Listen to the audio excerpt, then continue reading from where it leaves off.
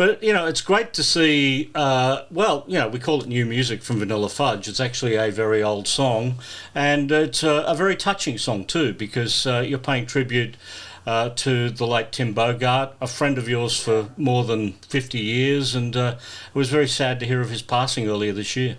Today we went to New Jersey, where Tim's wife flew in from California with some of Tim's ashes, and he wanted to be sprinkled on his parents' graves.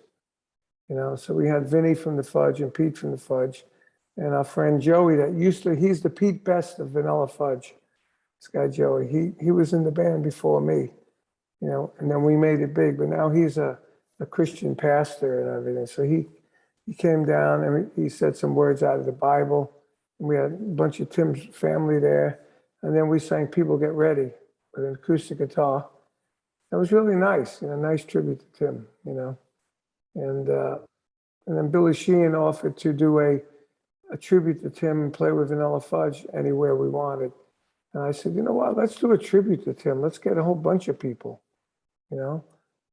Talked to Jorgen from Government Mule, the bass player. He said, well, let's try and get Warren Haynes, get Warren, get him, get Joe Bonamassa did a tribute on our show, Hanging and Banging. So we're going to try and put together a whole bunch of people for Tim, and then give cancer whatever profits the gigs make, in Tim's name. This would be the final recording of Tim, and also the original, or closest to original. We're the only band from 1967 era that released a new product with all original members. Think about it. The guys who were big then, Hendrix, they're all gone. Cream, 2 guys gone. Janis Joplin holding company, gone. Jim Morrison, Doors, gone. Ray, gone. The Beatles, 2 gone. The Stones, 3 gone. And I looked at it, I said, wow, we're like the only ones that put out a record with all of us. And we almost missed him, but we got him, And as soon as we put him on, there was magic. So Tim Bogert is on Stop in the Name of Love. He mustn't have been well when you were recording. Stage 4 cancer. His wife brought him down to the studio. We did it in Jorgen Carlson, the bass player of Government Mules, in his house, because he lived about 20 minutes from Tim. And he has a studio there. And we have a Beck Bogan Appice live record coming out. I don't know when, but we did it. We mixed it, and Jeff's manager's putting the deal together. And so we had to fix some vocals. So he went to Jorgen's studio. So Jorgen knew him. So I asked Jorgen if he would be okay to bring Tim in to do bass on the song. So he did. And Tim was so sick, he showed up in his pajama bottoms. He never goes out and went out of the house. He was like a self-lockdown, so he had stage 4 cancer in his brain, his lungs. And he bought a 4-string bass because he said to me, I bought this because I know you love the way I play 4-string. So I said, thank you, Tim. I gave him a hug. And as soon as we put him on the track, it just locked together with the drums. It just locked beautifully. And then we found out that the drums I had on the track were screwed. It had a lot of leakage from the organ and guitar. I had to redo the drums. So at the time, I was selling my house. I sold my house in LA. We had bought a house in Florida. And then we moved there in June of last year. And then I got a studio put in there. And I set up the drum sound. And I was the engineer. And I learned how to do it. And finally, when I got the drum sound I wanted, I tackled redoing the drums on the song. But I was playing to Tim this time, rather than just a click. And that made it easy. So the drums on there were new drums done at my studio that I engineered. And Tim was done in California. And the rest of the track was done in New Jersey in 2019. And we got Tim on it in January of 2020. And then he passed away January 2021. How many final songs did you have a chance to record with Tim? Are there other songs? Just one. Just that one. I have a whole album of songs that when we were Vanilla Fudge without Mark Stein and Vinny, it was me, Tim, and two other guys. Did a lot of recording, and I released it as Bogert, Appice, and Friends on my own little label. But now I'm trying to put those songs and add some other songs that we did, like with Rick Derringer and this guy, a Japanese guitar player named Cha. You know, I want to put them all on one album as a Bogert, Appice, and Friends tribute to Tim Bogert, because there's some amazing bass playing on it. You just mentioned a Beck, Bogert and Appice album has been recorded. So what? Live. There was live. It was a live record, okay? Because there was only ever that one studio album, wasn't it? Yes, yes. But this live record has 7 brand new tracks that were never recorded before. So, when was this recorded? 1974. And it's really good. And when it was done, I talked to Jeff, and he said to me, you know, that's a great job. So I mixed it with Jeff's engineer. He said, great job mixing it. And he said, you know, what's great about this album? I said, what? He goes, not only is the playing is great, but the playing is humorous. You know? What does humorous playing mean? Well, it means, like, you know, they'll be playing a track and Jeff will hit harmonics, go dan dan dan dan dan dan dan dan dan, and then Tim will answer him with something silly like that, you know? You know, Jeff would do it in harmonics, Tim would answer in harmonics, and, you know, and then I would throw a drum fill in there to match it, you know. So it's like, you know, we bounced off each other, we improvised. BBA was a total, you know, jam band, you know, one of the first jam bands, you know, and it was awesome. It was really awesome. So when that comes out, it's going to have 7 brand new songs, 3 of the old songs, and, you know, it's funny because there was a bootleg of that record out that we never released, but in Japan, you know, Japan is really big on bootlegs. And when we played with this guy, Cha, Bogert, Appice, right? We played with them, and I said to him, why don't we play the song Satisfied, which is from that bootleg? And I said, being in Japan, they'll probably know it, you know? Sure enough, we played that song, the whole audience knew it.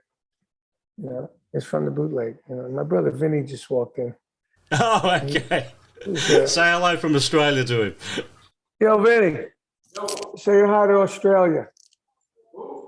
I'm online doing an interview in Australia.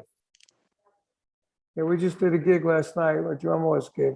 Well, both of you together? Yeah, we have an album called Appice Brothers Sinister album. And we actually did a Blue Murder song on there and all. And there he is. Oh, well, there you go. It's a pleasure to meet you this way, Vinny. Yeah, he's in Australia. You can't hear him. He's in the. He can't hear you. Yeah. Anyway, well, good to see you. Good to see you. Good to see you. Yeah. Anyway, so he's staying. We're in New York here. We have this our apartment in New York. We live in Florida mostly, but my wife is a radio talk show host. And she bought this for 2001. And she loves New York, and we come. You know, we just did a gig here. We're going to Connecticut on Friday and Saturday, Buffalo, New York, and then we go back to Florida. So we're staying here this week. Talking about the new record and Tim in particular, tell me what made Tim Bogert such a unique bass player. Well, Tim originally was a sax player, so he did a lot of licks that he did on bass came from the saxophone, you know, and it made him unique. And he did stuff like he'd play with his thumb like this, and he'd hit the strings, and he'd pull the strings. And we played with Sly and the Family Stone. They opened up for us. And next thing we know, Larry Graham was hitting his drum and pulling the strings and come up with that funk thing, you know? And it basically came from Tim, watching Tim. So he's a unique player, and he just, you know, he played just out there. You know, he didn't just play bass like a groove. He played like a combination of like psychedelic bass and Jameson, soul, Motown, and Beatles, and all in one, like thrown in a pot, you know, and it all came out at once. And he is a great singer. He sang really high, great harmony, never lost his voice. And he was the first bass player I played with when I was a kid. I used to play with bands that had left-hand bass on the organ or a B3, on the foot pedals, you know. And when I played with Tim, it was like, oh my God, this guy's unbelievable, you know. As a matter of fact, the whole band, Mark Stein's voice. And I did an interview on the radio yesterday, 2 days ago. It was a morning show.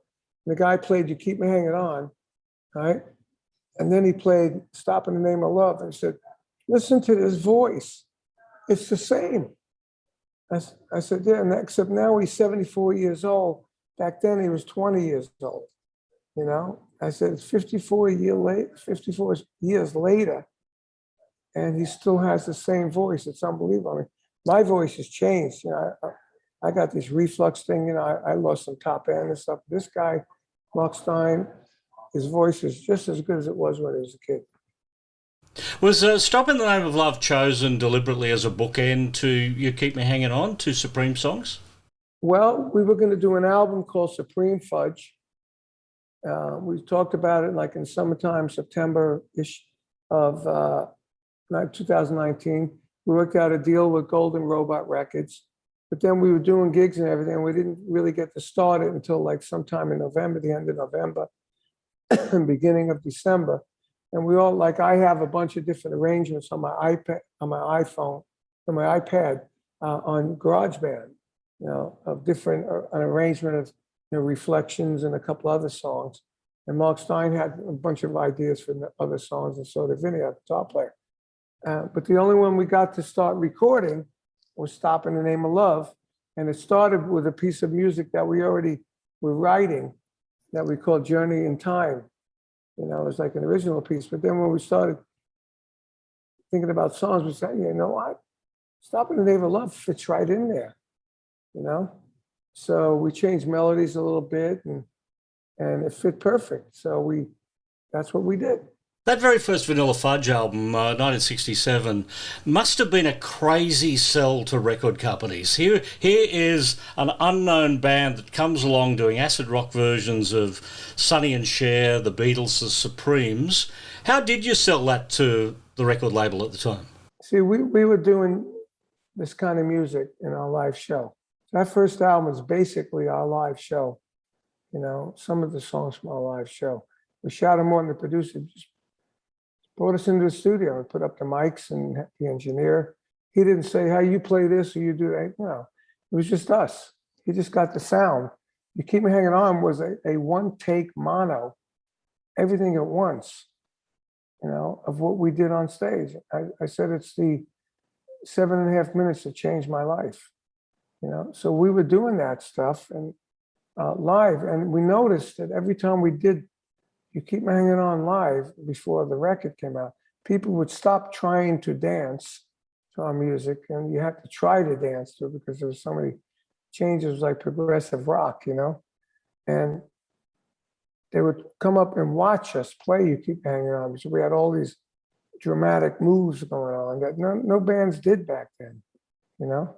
I mean, especially, you know, all the English bands that were big then, they would just used to stand there. There were no bands that moved around. Even when we took Led Zeppelin on tour with us, I told Rod Stewart, Robert Plant, he should move around more. You know, Rod Stewart was the only English act I knew that ran around the stage and was, you know, had lots of moves, lots of movements. You know, but you know, so that's what we did. You know, it was no big deal. So Shadow Morton took to Atlantic. Atlantic loved it, and they signed it. Well, that Rod Stewart relationship went on with you, didn't it? Because, you know, as we said before, I got to talk to you at Australia in 1979, but you co-wrote Do You Think I'm Sexy? Who actually came up with the title? He did. He writes all the lyrics. Rod always asked for the music. So he said, I want a song like Missing You, the Stones. So I went back and I had a keyboard and a drum machine. Then I went to a friend's house, Dwayne Hitchings, who ended up being a co-writer. He added some more melody, and we did a demo that sounded great. It sounded like similar to that, and he loved it. And we recorded it that way. And when we first recorded it, it was 3 guitars, bass drums, and Dwayne Hitchings playing keyboard, and it sounded massive. It sounded big and fat and really heavy rock, you know. And then Tom Dowd, the producer, brought in an orchestra, singing that there. He brought in Linda Lewis, who was Jim Cregan's wife, who was an English singer, singing 2 octaves up, singing real high. And David Foster came in and played more keyboard. Tom Scott played the sax. By the time we were done, instead of being on 124 track, we were on 224 tracks. So now everything shrunk, you know? So when he mixed it, we said, oh man, what happened to that big sound, you know? But he said, trust me, guys. Hey, went to #1 in every country almost, you know, so I can't complain. There was also another Rod Stewart song, Young Turks. That was a major hit for you. So you've done well with your Rod Stewart co-writes. Yeah, and you know, and he returned the favor. I have a book called Stick It, My Life of Sex, Drums, and Rock and Roll. It's my, my autobiography. And Rod wrote the forward for it, you know. So I was surprised when he said, okay, you know, because, you know, it's hard to get these English guys to do anything. Well, it's been a pleasure to catch up with you and talk about, it's a remarkable music history. Great, man. Great talking to you.